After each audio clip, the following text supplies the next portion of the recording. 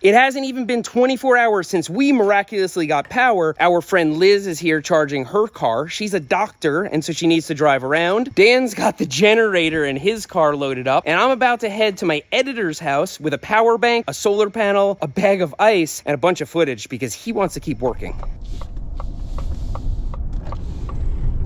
This area was totally impassable just 2 days ago.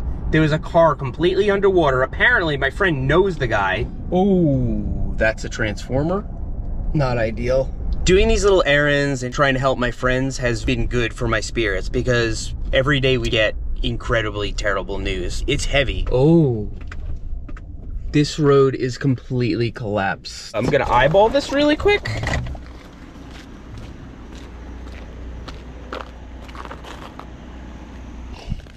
Can it close part way? There we go. And turbo levo. Wow, this road got completely decimated. This used to be a paved road. Oh, there he is. He's standing outside. Good to see you. Where'd you get the ice? We got like a bunch of bags of them and now we have power. Yes, we got the hard drive. I got this power bank also. Oh my God. Thank you so much. No problem. You can see where pieces of road used to be. Oh, look at this.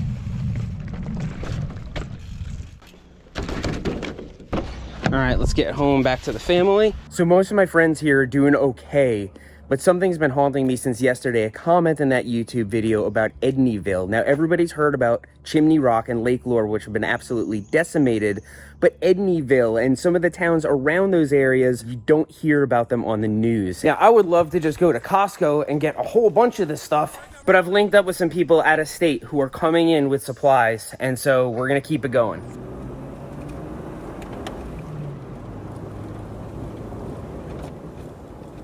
Do you guys have internet access here? We got cut completely off. You're cut completely off. I mean, we're still helicoptering people out. I have an employee that has nothing. Her house is gone.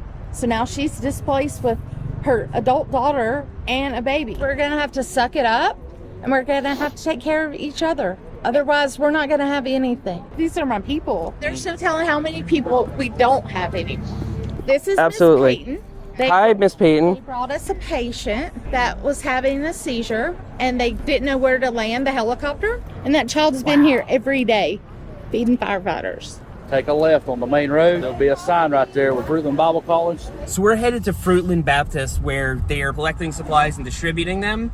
And we're gonna give them some diapers and some wipes, and then I'm gonna ask them what else they need so we can try and get it to them. The best way to help is to go to a place that's easily accessible and drop off supplies. You can ask any church or fire station and they're gonna know where to bring it. She was telling me about news vans blocking a 1-lane road. They don't need this right now.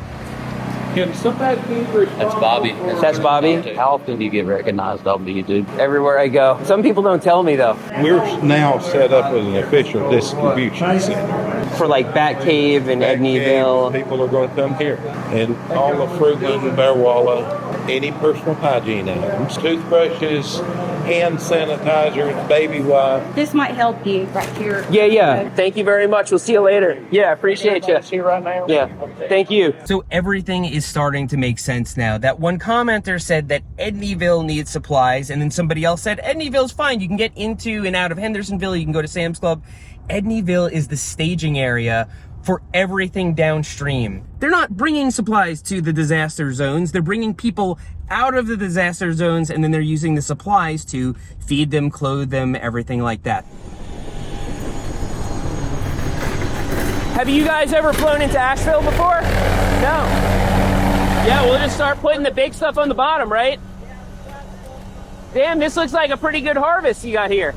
This is Jimmy from Jimmy's World, and he had contacted me through a friend that very morning and said he was on his way here. And so the whole reason we went to Edneyville was to do some research before he arrived so we knew where to bring the stuff. All the big stores in my area were rationing food or there were big lines, while Jimmy was able to just go to Costco in Florida and load up his plane and be there 2 hours later. So I trusted Jimmy that he was going to bring the supplies, and he trusted me that I was going to be there to pick him up, bring him to the drop-off point, and then back to the airport. Yeah, hop on in. So what would you say to anybody that says that using an airplane to transport paper towels is overkill? It is. There's the emergency aspect, which is happening right now, kind of the tail end of it. After, it won't be on the news anymore. The next thing will happen, and then everybody's focus goes away from here. But there's still thousands and thousands and thousands of people that are desperate for just basic necessities. You know, I could tell you've done it before because they gave me a list of all the things they would ideally need, and that's what you had. I wasn't able to get that message to you because you were already on the way. We've definitely got overflowing. We have some in the back too, but yeah, all that stuff is yours too.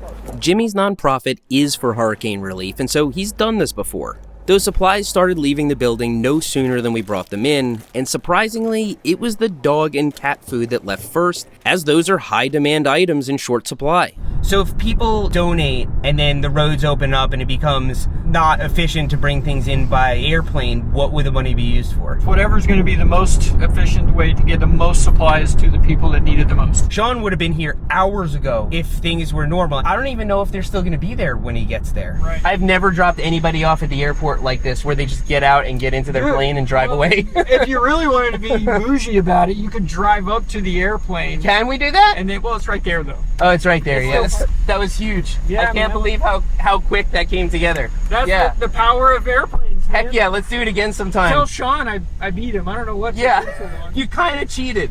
That's right. Okay, what I'm doing is probably illegal, but nobody's gonna care. I'm downloading a bunch of Curious George and Dora the Explorer and Paw Patrol episodes and sticking them on these little micro SD cards. A lot of the people had Android phones. They could just pop these into them. And yeah, I know it's not good for kids to watch TV, but these kids are probably driving their parents nuts when they're trying to pull their lives back together, and this could keep them occupied for a few hours and, quite frankly, let them unwind during a very stressful period in their little kid lives. Those little icons are all areas that you can't get through. Now, it is true that it's a lot of religious organizations that are acting as hubs for supplies and housing. They're immediately at the ready. I am not religious at all. You don't have to buy into the scripture to recognize how important these organizations are to their communities. They're just all too willing to bend over backwards to help. You gotta respect that. Next 10 minutes or so, Sean should be arriving here. He had to go all the way around Atlanta to get here from Nashville. If you're a geography buff, that's bad. I put a bunch of kid shows in these micro SDs. They can pop them into an Android phone if they have no reception, and it's like a couple hours entertainment for them. Awesome. Yeah, put those in a switch. Yeah, thank you guys for what you do. Your first left. He has a whole trailer. What's up, Good to see you, dude. I'm glad you guys made it here safely. Oh, right. We got diesel for us, and then this is all for the leave here. You know, one of the biggest problems right now with gasoline is that people don't have cash. And so they go to the gas station and they can't get the gasoline because they won't accept credit cards. Something that people need here, they come in here for, they could use some cash. Absolutely.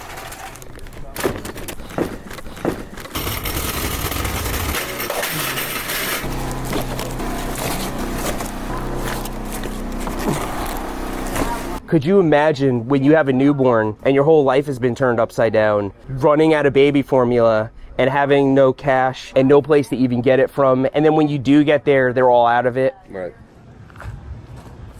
Good morning. Good morning, how are you? You have tomatoes? Yes. Nice. Oh, heirloom tomatoes. Yes.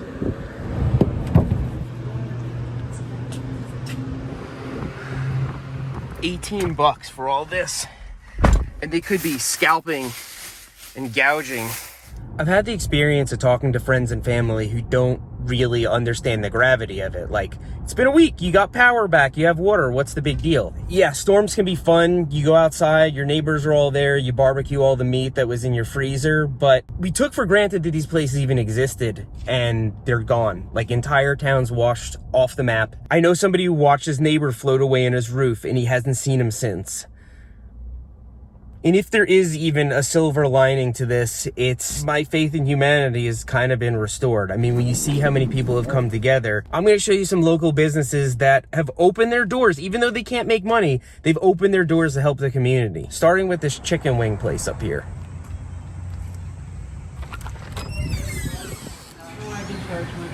Anywhere. Yeah, Al's right there. Appreciate you. Thank you, guys. Dude, for real. What made you decide to do this? It's the right thing to do. It is the right thing to do, for sure. Can you use some potatoes? I can. I got some in my car. That's awesome. Yeah, you got it. I can't give up the heirloom tomatoes. Frozen French fries and frozen potato chips I had. And you made the potato soup out of the French fries? And everybody's like, that's amazing. Thanks for all you do for the community. Yeah, take it easy. Dude is paying hours to his employees to help give away free food. Now, across the street here, my friend is using his coffee shop as kind of a supply depot. He has potable water in the parking lot for people to fill jugs. He's got diapers, wipes, supplies. What types of stuff are people coming here for mostly? Definitely diapers and wipes. How you doing on wipes? We could use more. Yep. These are all still good. I probably got one in the other door. There we go.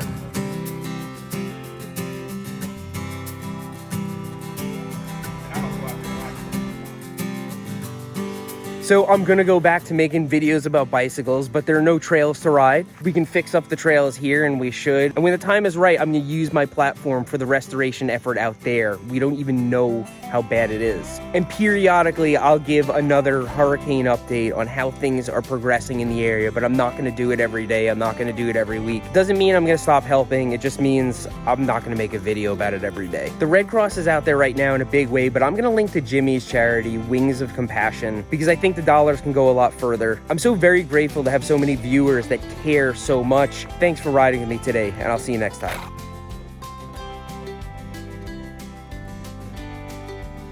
A whole Sprinter van. I'm glad you didn't bring this to my house first. I'm glad we stayed here.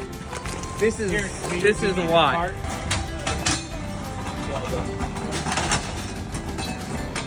And those two, and they're all loaded up with lunch meat.